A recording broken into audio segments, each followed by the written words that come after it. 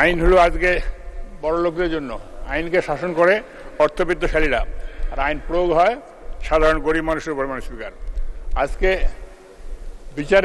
বিচারকের অভাব, বিচারক নাই, মাসকে মাস আইন বিচার পড়ে থাকে, মানুষ কোর্ট কাজে ঘুরতে আসে। একটা হাইকোর্ট থেকে 5টা হাইকোর্ট মাননীয় রাষ্ট্রপতি সাহেব করেছিলেন। সেই সময় মানুষের আশা ছিল যে মানুষ বিচার পাবে। আবার সব হাইকোর্টকে নিয়ে আসা হলো ঢাকায়, সেন্ট্রালি নিয়ে আসে। কি হলো? এই দরজা ওই দরজা ঘুরতে ঘুরতে মানুষের জীবন শেষ, বিচার পায় না মাননীয় স্পিকার।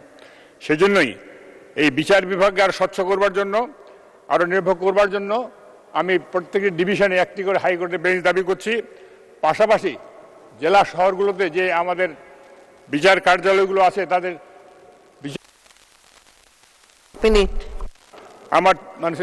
আমার ঠাকুরগাঁয় জুডিশিয়াল ম্যাজিস্ট্রেটের কোনো কোর্ট নেই, তারা ডিসির যে কোর্ট সেইখানে তারা বসেন। এবং উপজেলাগুলোতে যে কোর্ট কাছারি ছিল সেগুলো ভবনগুলো এখন রয়ে গেছে, সেইগুলো চালু করা হয়নি।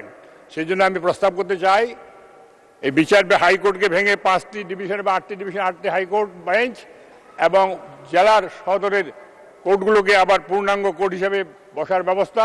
পাশাপাশি উপজেলা লেভেলের যে কোর্ট কাছারি ভবনগুলো আছে, যেগুলো ছিল উপজেলা পরিষদের যে মূল কাঠামো ছিল, সেগুলো পুনরায় দাবি করবার জন্য আমি প্রস্তাব করছি। এই বলে আমার প্রস্তাব আমি উত্থাপন করছি। আপনার ধন্যবাদ স্পিকার।